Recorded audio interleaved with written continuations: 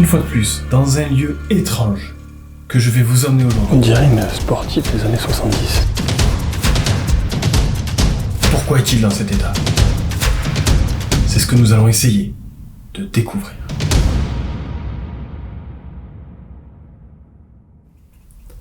Ce lieu est sombre et sale.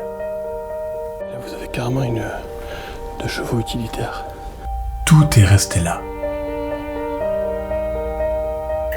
Une plaque émaillée Citroën. Une disparition qui nous laisse imaginer le pire. Regardez un peu tout ce qu'il y a sur l'automobile. Enfin, essentiellement sur l'automobile. Est-ce que nous allons obtenir des réponses à nos questions concernant ce lieu?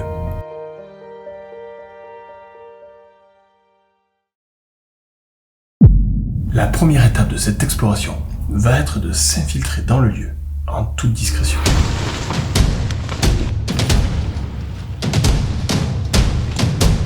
Car cette propriété est entourée de maisons. Nous sommes dans un lotissement. Bonjour à tous les amis.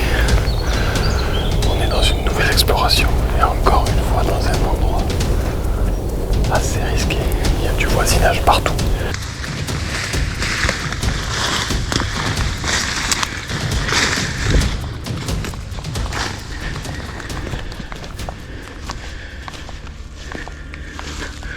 Première voiture.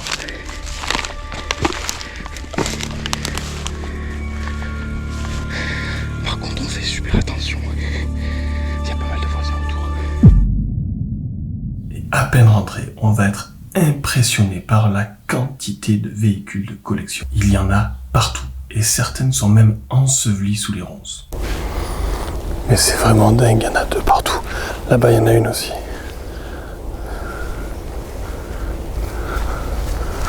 Et là, il y a une 2 chevaux avec une galerie qui est simplement magnifique. C'est une très très vieille galerie, ça. Regardez la mousse qu'il y a de partout sur la voiture. C'est également un modèle que je connais pas, ça. Je sais pas si c'est pas une Simca ou... Je sais pas. Là, on a une vieille 4L utilitaire. Et juste à côté, regardez. Je sais pas si c'est chasse-neige, à quoi ça servait, aucune idée. Peut-être l'ancêtre du Bobcat. Et là, je sais pas ce que c'est que cette voiture. Si quelqu'un connaît ce modèle. On dirait une sportive des années 70. Là, il y a une 504 Peugeot. Et juste en face, la maison, vous voyez, ce sont les voisins. Et les enfants sont dans la cour en train de jouer. Je vais essayer d'aller dans la grange juste en face. Il y a l'air d'avoir plein de voitures. Et à l'abri des regards indiscrets, sous un petit hangar, se cache une vraie merveille. Mais je vous laisse la surprise, on la verra un peu plus tard. Oui, là on a l'air d'arriver dans un atelier où le toit est complètement effondré comme vous pouvez le voir là. Mais il y a beaucoup de matériel encore. Comme ça ici, il me semble que c'est entouré. C'est pour, vous savez, c'est pour modeler les pieds de chaise, les rambardes. Ici vous avez une scie à ruban. Tous ces modèles sont très très anciens. Et là vous avez encore tout l'outillage, regardez. Tout est encore là sur place, rien n'a bougé. Depuis des dizaines et des dizaines d'années probablement. Il est temps maintenant de enfin s'approcher de cette maison, qui, vous allez le voir, recèle quelques incohérences.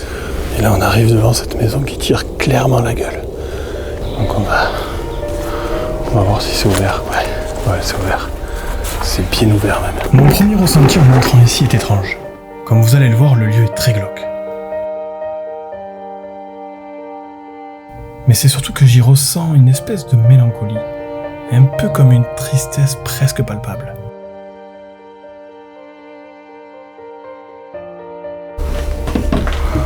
On arrive de suite sur un tout petit couloir. Qu'est-ce que... Une antenne en plein milieu du couloir. Là, il y a ce petit miroir avec la veste qui attendait d'être portée par son propriétaire. Waouh, comment ce téléphone, il est énorme. Là aussi, il y a plein de petites affaires. Et là, on arrive sur une cuisine immonde. C'est un bordel sans nom. Oh, regardez ce ventilateur où il a été installé. C'est surchargé, très très sale. Là je vois un calendrier de 85. Cette vieille télé. À télécommande, c'est marqué là. C'était la modernité absolue. Et là il y a la vaisselle qui a quand même été faite. Mais c'est vraiment dégueulasse. Tout est très sale, très vétuste. Regardez les épices dans l'état où ils sont. J'ose à peine toucher. Oh, ça pègue et c'est dégueulasse. Ça c'est original, vous avez vu, ils ont fait avec une plaque d'immatriculation, ils ont fait le dévidoir, la sopalin. Et encore la bouteille de rouge.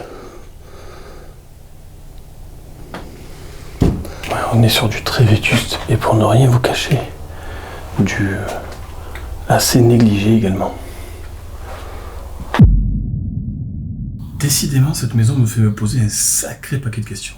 Ce qui m'interroge le plus, c'est pourquoi rien n'a été récupéré. Parce que comme vous allez le voir, à l'extérieur, il y a quelques véhicules assez rares. Je vais continuer mon investigation en espérant en apprendre plus.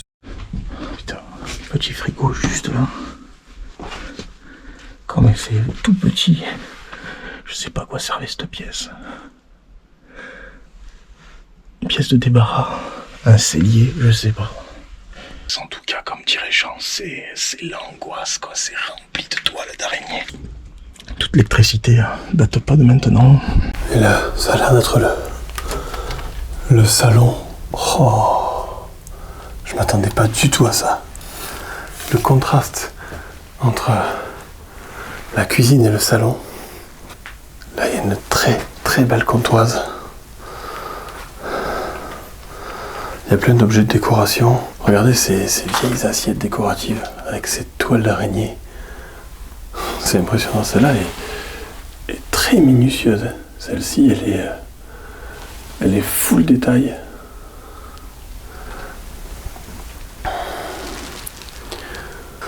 Regardez, la cheminée fait penser à un chalet. Ce meuble d'inspiration médiévale.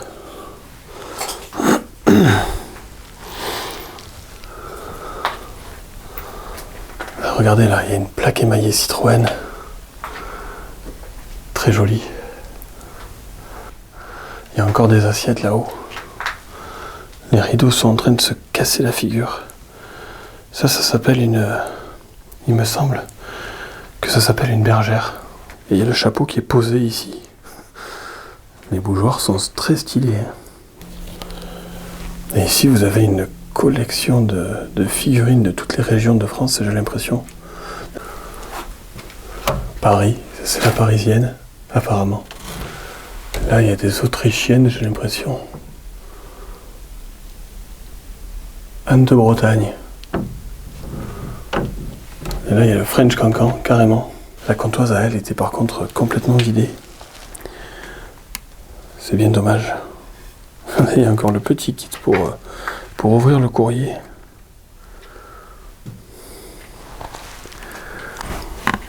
Et là, je vois qu'il y a un escalier. On va l'emprunter. Il est très, très, très étroit. Là, il y a un mécanisme pour les personnes à mobilité réduite. Oh là là, c'est quoi cet étage ?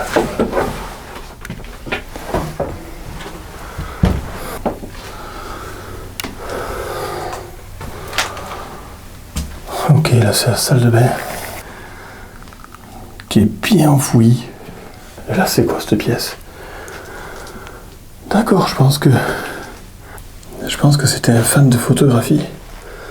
Là je sais pas comment s'appelle cet appareil. Mais là je vois les bacs, ça me fait clairement penser à de la photographie, à une salle pour développer les photos. Ouais, je voyais du Kodak là. Ok, ouais. Si vous connaissez d'ailleurs le nom de cette machine, ça m'intéresse. De savoir comment ça s'appelle. Je connais pas du tout. Allez, on continue. Bon, là, on arrive sur une chambre pleine de caisses de magazines. Beaucoup de magazines automobiles. On va pas s'attarder sur ce genre de pièces qui sont sans intérêt. Et on va continuer l'exploration. Ah mais je crois qu'en fait on arrive à la dernière pièce. Ok. Là, je vois un appareil mais il est à l'envers. C'est pour les diapositives ça. Et là on a carrément un tourne-disque. Et ça il me semble que c'est des éléments de radio, de vieux postes radio. Voilà, il y a le képi, je sais pas à quoi correspond ce képi, si vous le savez. Je sais que je vous en demande beaucoup, mais si ça peut enrichir ma culture générale. Il est joli, hein. Il est pas mal, hein. Bon là, le placard est vide. Et comme promis, il est maintenant l'heure d'aller découvrir ce qui se cache dans ce fameux hangar. Je vais essayer d'aller dans la grange juste en face. Il y a l'air d'avoir plein de voitures. Oh putain, c'est quoi ça? Non. Alors je m'attendais pas à trouver de tels trésors. Nous sommes effectivement en présence de ce qui me semblerait être une Citroën C4 des années 30. C'est un modèle aujourd'hui assez rare, surtout dans cet état. Et là, regardez sur quoi je tombe. C'est une pure merveille. Il me semble que c'est une C4. C'est une caisse carrée.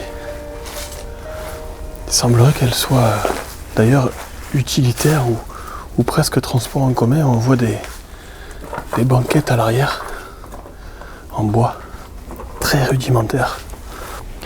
Regardez cette toute petite poignée pour ouvrir la porte, sûrement, ouais. C'est magnifique. Il manque le volant. Et l'intérieur est là. Je vais monter les ISO. Voilà, l'intérieur est là. Les intérieurs de l'époque sont très très rudimentaires. Mais il y avait déjà la signalisation, vous voyez.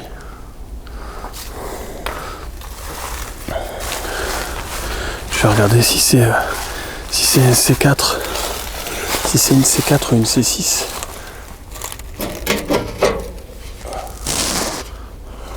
Ouais, donc il s'agit bien d'une C4. On a les 4 pistons. Ça va peut-être vous paraître ridicule, mais cette voiture m'a beaucoup touché. Et je pense qu'elle devait avoir une valeur toute particulière pour l'ancien propriétaire de ce lieu. Peut-être même qu'il s'agissait de la voiture de son propre père. Et qu'elle avait au-delà d'un simple tas de ferraille une valeur sentimentale. C'est vieille Citroën. Et là on a une Simca qui est assez propre. Mais qui va pas rester propre bien longtemps quand on voit les poutres qui sont en train de céder juste au-dessus d'elle. Ça fait mal au cœur de voir de si belles voitures. Regardez. Elle est magnifique.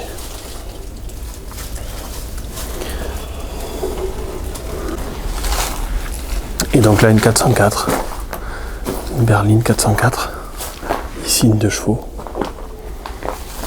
Il avait quand même pas mal de 2 chevaux. Regardez comme elle est vraiment très très belle. Avec le dessus en bois.